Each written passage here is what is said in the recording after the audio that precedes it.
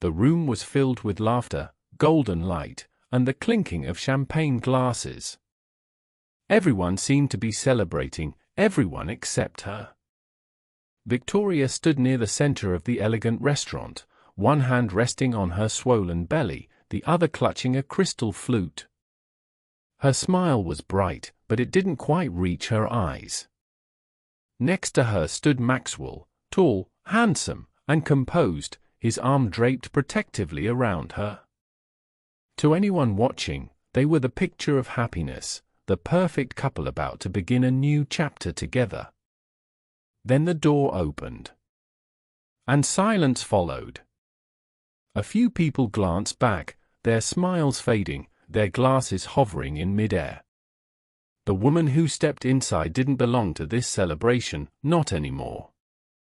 She was dressed simply, elegantly, but there was something about the way she carried herself that drew every eye in the room.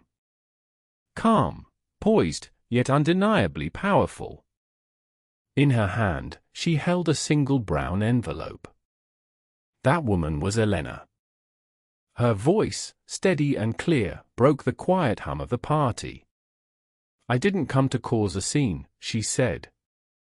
"I came to bring the truth." Whispers rippled through the crowd. Maxwell froze, the glass slipping slightly in his grasp. Victoria's smile faltered, her hand moving instinctively to her belly.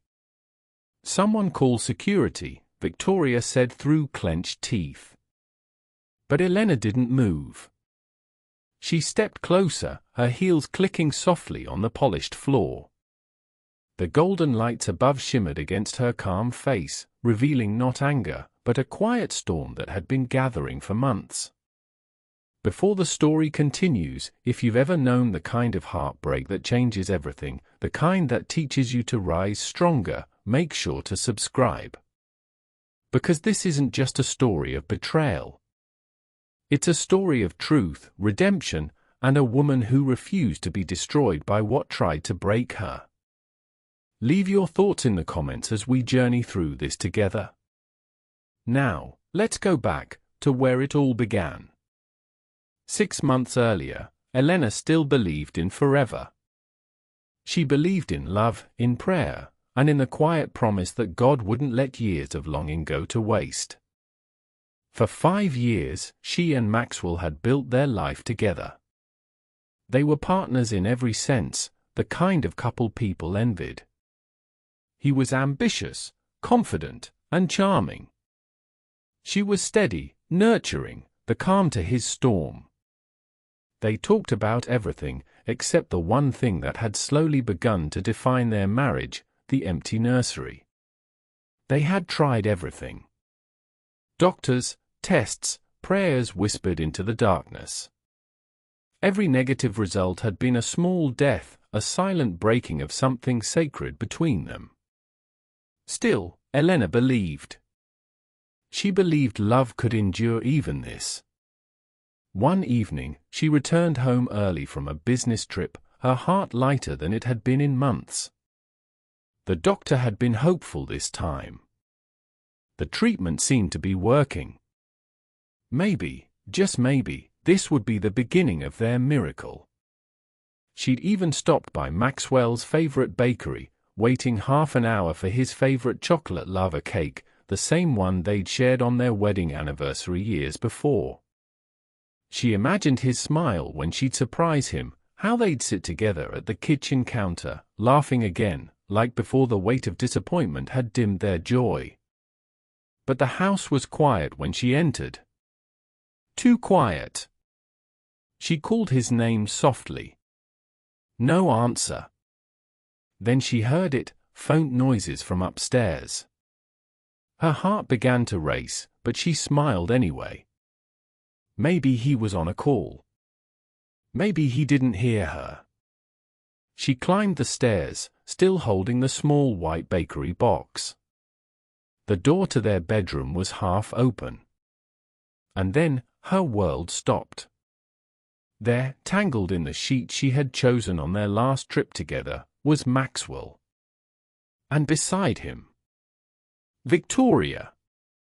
The woman Elena had shared office lunches with, the woman who had listened to her cry over failed treatments and had offered comforting words. For a second, the world blurred. The only sound was the soft thud of the bakery box hitting the floor. Then silence. When Maxwell looked up and saw her, his face went pale. "Elena," he started, scrambling for words. Victoria didn't bother hiding. She sat up slowly, her expression unreadable. "You weren't supposed to be home till tomorrow." Elena stood frozen in the doorway, her breath shallow. "How long?" she asked, her voice barely above a whisper. Maxwell's lips parted, but before he could speak, Victoria answered for him. 6 months. The word sliced through the air. 6 months, while Elena had been praying, bleeding hope, and clinging to faith. 6 months, while Victoria had been smiling in her face, pretending to be a friend. Elena's voice trembled. 6 months, and you let me talk to you about my treatments. About the nights I cried thinking God had forgotten me. Victoria adjusted her blouse, unashamed. "I'm sorry you had to find out this way. But maybe it's for the best. Sometimes people fall out of love." Maxwell stepped forward. "Elena, please, let's talk about this. You don't understand." "Oh, I understand perfectly," she said, her voice firm now. "You made vows before God, and you broke them in our bed." Tears blurred her vision, but she refused to let them fall. "Don't touch me." And for the first time in her life, Elena walked away, not because she was weak, but because she refused to beg for what was already gone. 3 days later, when she returned to collect her things, Victoria had already moved in. The same house that had once been filled with warmth and laughter now smelled of someone else's perfume. Her toothbrush was gone, replaced by Victoria's expensive creams and scented candles. Just like that, Elena had been erased. Weeks passed, but pain has a way of settling into the bones, of becoming something you carry quietly when no one's looking. She tried to work, to eat, to sleep.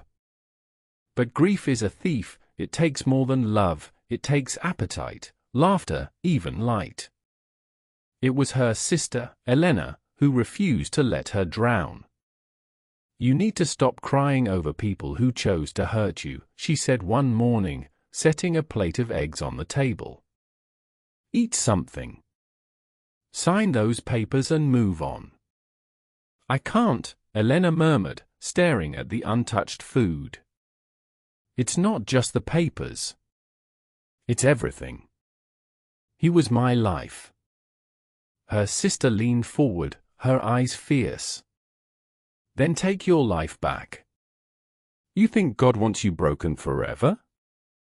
You think this is how your story ends?" Elena shook her head. "He chose her, Elena. And she's pregnant. How am I supposed to fight that?" For a moment, her sister said nothing. Then she reached into her purse and placed a small white business card on the table. "By finding the truth," she said simply. The card belonged to a private investigator. "What's this supposed to do?" Elena asked, frowning. "It's supposed to show you that not everything is as it seems," her sister said. "You and Maxwell tried for years. The doctor said his count was too low. And suddenly, this woman gets pregnant overnight?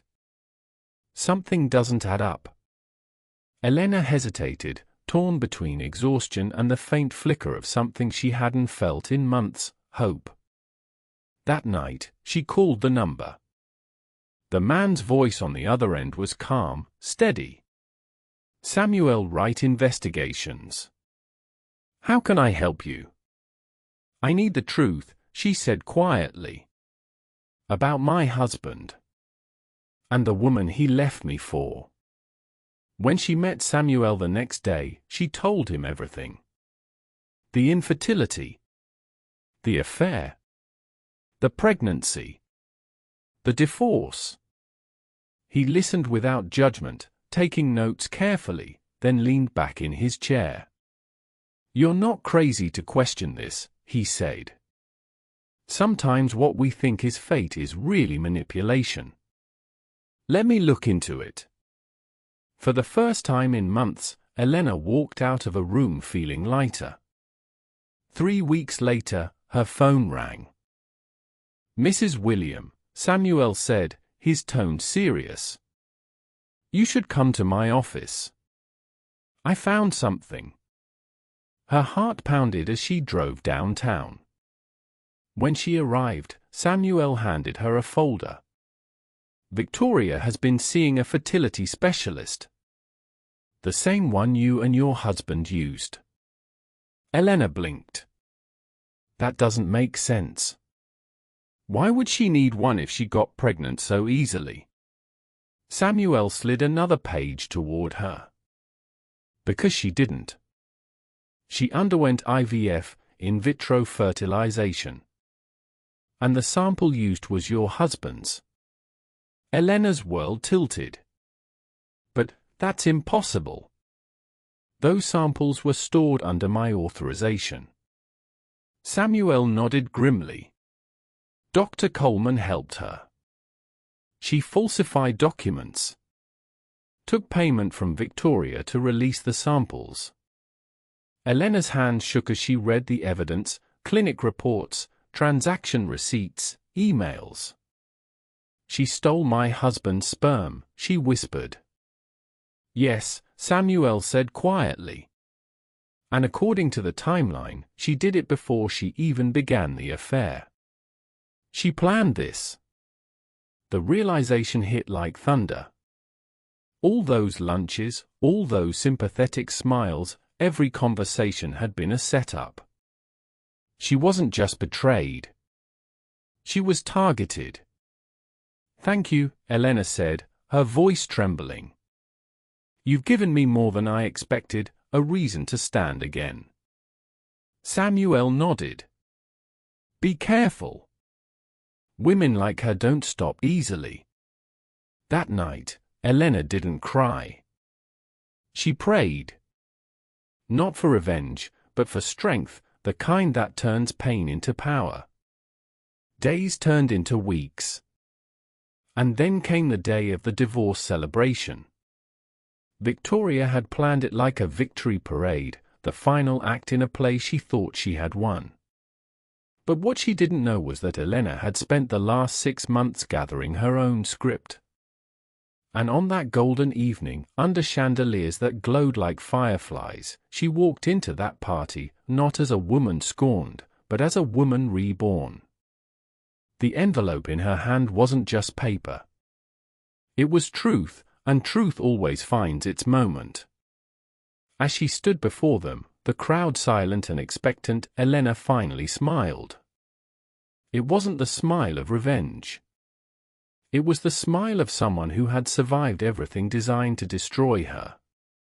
And with that, she said softly, "Maxwell, before you toast to your new beginning, perhaps you should know what really ended ours." The silence that followed her words was heavy, the kind that makes the air itself feel dense. Glasses stopped mid-toast. Conversations froze in half-breathed laughter. Even the background music seemed to quiet itself as if the universe was holding its breath for what would happen next. Maxwell's face had gone pale, the confident warmth he'd worn all evening replaced by something raw and uncertain. "Elena," he whispered, his voice carrying across the room. "What are you doing here?" Victoria's hand tightened on his arm. "She wasn't invited," she hissed. "This is our night. Someone please escort her out." Elena didn't move. "I won't stay long," she said calmly. "I just came to deliver a gift, one you'll never forget." The murmur spread again, soft and curious. The crowd leaned in slightly, like spectators at a play unsure whether to laugh or hold their breath. Elena raised the envelope, its edges glinting faintly in the warm light. "This," she said, "is for you, Maxwell. And you, Mrs. William. You might want to stay for this one. It concerns your family." Maxwell's mother, elegant and stern, stepped forward, her eyes sharp with disapproval. "Elena, this is inappropriate. The divorce is final. It's time to let go and move on." Elena met her gaze, unflinching. "With all due respect, Mrs. William, you might want to hear what's inside before you decide what's appropriate." Victoria scoffed. "You're embarrassing yourself." "Maybe," Elena said softly. "But at least I can look at myself in the mirror." She handed the envelope to Maxwell. "Go ahead," she said. "Open it." Maxwell hesitated, his brow furrowing. "What is this?" "The truth," Elena replied. "Something that's been missing for a very long time." He tore it open, pulling out a thick set of papers, medical records, DNA tests, clinic documents. His eyes moved quickly across the pages, then stopped. He read again, slower this time, disbelief spreading across his face. "What is this supposed to mean?" he asked, his voice breaking. "It means," Elena said steadily, "that your wife's pregnancy didn't come from your affair. It came from a theft." Gasps rippled through the crowd. Victoria's face drained of color. "That's ridiculous," she said, laughing nervously. "You're making things up because you're bitter. You can't stand that he chose me." But Maxwell wasn't listening. His fingers were trembling as he turned the next page. "In vitro fertilization," he murmured. "Victoria, you had IVF." "She's lying." Victoria's voice rose, but her eyes betrayed her.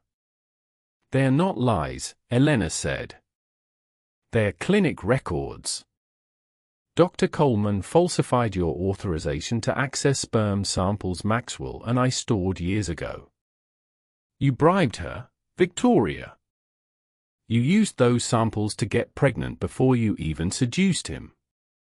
Maxwell's breath caught. "Is this true?" "Of course not."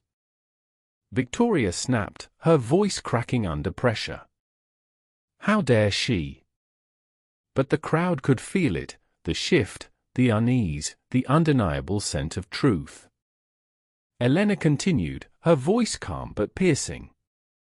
"You didn't accidentally get pregnant. You planned it. You stole from both of us, from our marriage, from our future, from every prayer I ever whispered at night." Maxwell's hands were shaking now as he dropped the papers onto the table. "Tell me it's not true, Victoria." For a moment, Victoria didn't answer. Her lips parted, but no words came out. And then something in her expression hardened, pride, defiance, or maybe guilt finally giving up its mask.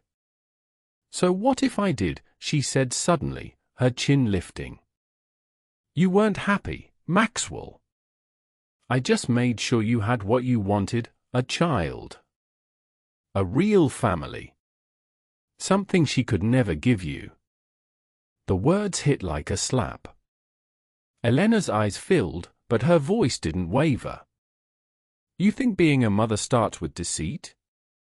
You think stealing another woman's life makes you whole?" Victoria stepped closer, anger flaring. "I gave him what he wanted. A baby. Isn't that what every man wants?" Maxwell turned to her, his voice low and shaking. "A baby built on a lie isn't love, Victoria. It's manipulation." The restaurant had gone completely silent now. Even the waiters stood frozen, unsure whether to move or simply bear witness. Mrs. Williams stepped forward, snatching the documents from the table. Her eye scanned them, her lips trembling as she read. This is the fertility clinic's stamp," she murmured. "And the signature," her eyes flicked up sharply. "Maxwell, that's your authorization." "But I never signed that," he said quickly. "I never gave permission after Elena and I stopped treatment." "Because you didn't," Elena said quietly. "She forged it with the doctor's help." Victoria's composure cracked then. She took a step back, her face paling. "You don't understand. I did it for us. For you, for love." Mrs. Williams' voice cut through, sharp as glass. "You did it for yourself. You used my son like a pawn and destroyed 2 lives in the process." Victoria's lip trembled. "I love him." "You don't love anyone," Mrs. Williams snapped. "Not the man, not the child you're carrying. You love control." Maxwell pressed his hands to his face, as if trying to wake up from a nightmare. All this time I thought the baby was a sign that God hadn't forgotten me. That maybe I was still capable of being a father." He looked up at Elena, his eyes filled with regret. "But the only person who believed in me without proof was you." For a moment, no one spoke. Then Elena said softly, "Now you understand why I couldn't just walk away." Victoria broke down, sobbing, her hands clutching her belly. "Please, Maxwell, don't leave me. The baby is still yours. You can't take that from me." "The baby is innocent," Maxwell said, his voice trembling. "And I'll always take responsibility. But you and I," he stopped, his throat tightening. "You and I are finished." He turned to Elena, his eyes pleading. "Can we talk? Please? Just us." Elena hesitated, feeling the weight of 100 eyes on her. She didn't want to humiliate anyone further. "All right," she said finally. "But this isn't about us. It's about truth." As they walked out of the restaurant together, Victoria called after him, her voice sharp and panicked. "You're making a mistake. She's just trying to ruin what we have." Maxwell didn't look back. And for the first time in months, Elena didn't either. They found a small cafe nearby, quiet and dimly lit. The air smelled of roasted coffee and rain. They sat across from each other, the silence between them heavy and unfamiliar. Maxwell stared into his cup, his hands shaking slightly. "I don't know where to begin." "Start with why," Elena said softly. "Why her? Why then?" He sighed, his voice breaking. "Because I was weak. Because after the last failed treatment, I felt like less of a man. I thought you deserved better than me." Victoria was there, listening, pretending to understand. "And when she said she was pregnant, it felt like proof that maybe I wasn't the problem." "You were never the problem," Elena said quietly. "We were a team. We faced everything together." "I know that now," he whispered. "But I was blinded by shame. I thought I had lost everything. I didn't realize she was using that shame to trap me." "You still made a choice," Elena said, her voice trembling but firm. "You didn't just fall into her arms. You walked there." He nodded, tears filling his eyes. "You're right. And I hate myself for it." The silence stretched between them. Outside, the city lights flickered on as evening settled. People passed by the window, laughing, living, unaware of the two broken hearts trying to make sense of what remained. "What happens now?" Elena asked finally. Maxwell looked up, his face worn and haunted. "I don't know. The baby, it's still mine, biologically. Ours, technically. You have every right to hate me, but that child exists because of something we started together." Elena's throat tightened. "You think that makes it easier?" "No," he admitted. "But maybe it means something. Maybe it's not the end, even if it feels like it." Elena stared at him for a long moment, trying to decide if the man sitting before her was the same one she had loved, or just a ghost of him. "I need time," she said finally. "To think. To feel something other than exhaustion." "I'll wait," Maxwell said quietly. "For as long as it takes." They parted outside the cafe. The air was cool, carrying the faint scent of rain and jasmine. For the first time in months, Elena didn't feel lost, just uncertain. And somehow, uncertainty was better than despair. Days passed. Then weeks. The story of the divorce party scandal spread quickly, whispered through social circles and dinner tables. People were shocked, fascinated, divided, some calling Elena vindictive, others calling her brave. But she didn't care about their opinions. She had spoken her truth. That was enough. Until the call came. It was a nurse from Memorial Hospital. "Is this Mrs. William? You're listed as Victoria's emergency contact." Elena blinked, stunned. "That can't be right." She insisted, the nurse said. "She's been admitted with complications. She's asking for you." Elena hesitated. For a moment, she thought about saying no. About letting the woman who had stolen everything face her own consequences. But her heart wouldn't let her. "I'll be there in 30 minutes. When she arrived, Victoria looked small in the hospital bed, pale and frightened. Her hands rested protectively on her belly. When she saw Elena, tears filled her eyes. "You came." "I almost didn't," Elena admitted, standing at a distance. "Why me?" "Because you're the only one who knows the whole truth," Victoria said weakly. "And because?" "I'm scared." Elena's defenses softened slightly. "What did the doctors say?" "They think the baby might come early." "Too early," Victoria whispered. "They're preparing for surgery if it gets worse." For the first time, Elena saw something she hadn't seen before, not arrogance or jealousy, but fear. The kind of fear only a mother could understand. "I'm sorry," Victoria said suddenly, tears spilling down her cheeks. "For everything. I didn't mean for it to go this far. I just wanted to feel loved. I thought if I had what you had, I'd finally be happy. But I was wrong." Elena swallowed hard. "You broke me, Victoria. You broke everything I thought was safe."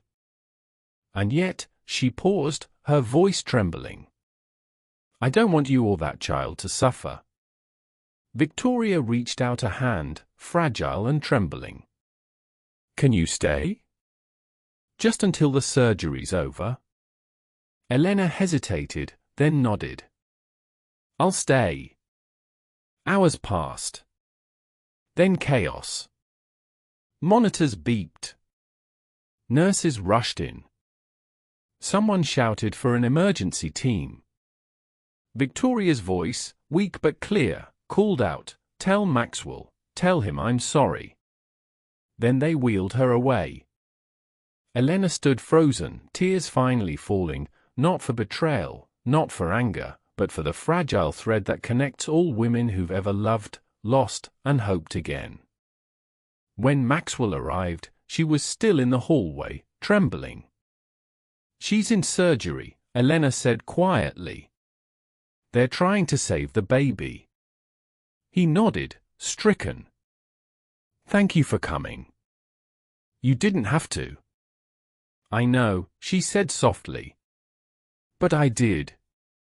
Hours later, the doctor emerged. "The mother is stable," he said. "And the baby, he's small, but alive."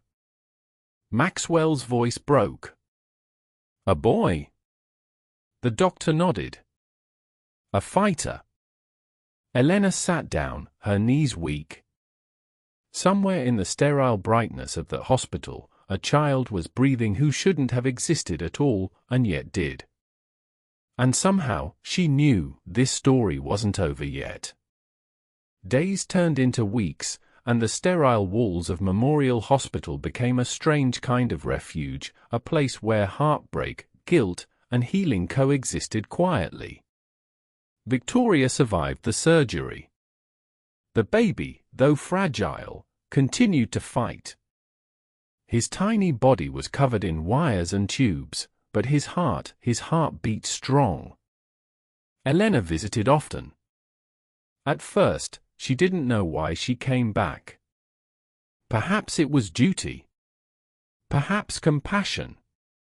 Perhaps the part of her that still believed love, even broken love, was sacred. Maxwell was always there too, quiet, sleepless, his face aged by worry and regret. They rarely spoke at first. Sometimes he'd just nod when she entered, or whisper a thank you she didn't know how to answer. One evening, as the hospital lights dimmed into a soft amber glow, Maxwell stood beside the incubator, staring down at his son. "He looks like you," Elena said softly, her voice breaking the stillness. He turned, surprised. "Like me?" She nodded. "His nose. His eyes. Yours." Her voice trailed off, heavy with everything that simple word meant. Maxwell smiled faintly, his eyes glistening.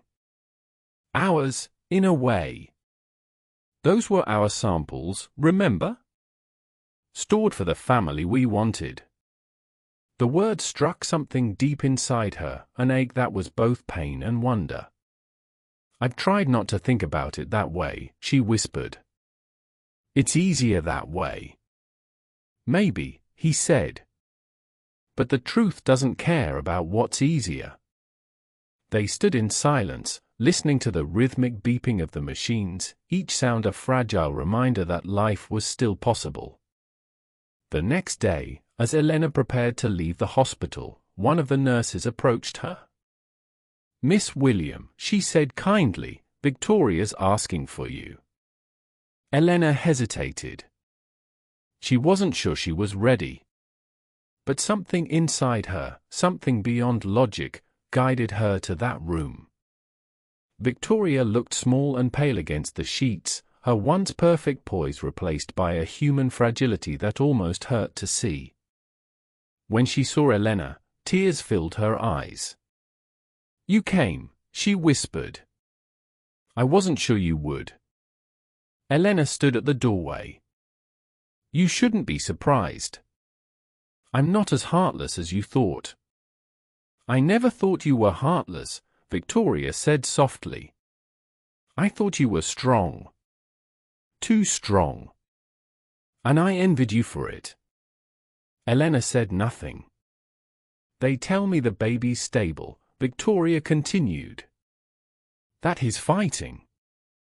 They say he's small but stubborn." She gave a shaky smile. "Guess he takes after all of us." Elena stepped closer. "Have you chosen a name?" "Not yet," Victoria admitted. "I wanted to talk to Maxwell first." She paused, then added, "And you?" "Me." Elena frowned. "Why?" Victoria's voice trembled. "Because you're part of this," whether we like it or not. That child exists because of something that began with you and Maxwell. I stole it. I know that. But I can't change it. Elena's throat tightened. So why call me here? Because I need to say this while I still have the courage. Victoria took a deep breath. I'm sorry, Elena. For everything. I don't expect forgiveness, but I need you to know I understand now what I destroyed. You had something real: faith, love, patience. I tried to steal it because I didn't believe I could build it for myself. Elena's eyes softened. You were right. You can't steal what's sacred. You can only lose yourself trying. Victoria nodded, tears falling freely now. Do you think God can forgive me? Elena hesitated, then said quietly, I think he already has. You just need to forgive yourself. For a long time, they sat in silence. Two women, once enemies, now bound by the same fragile thread of humanity.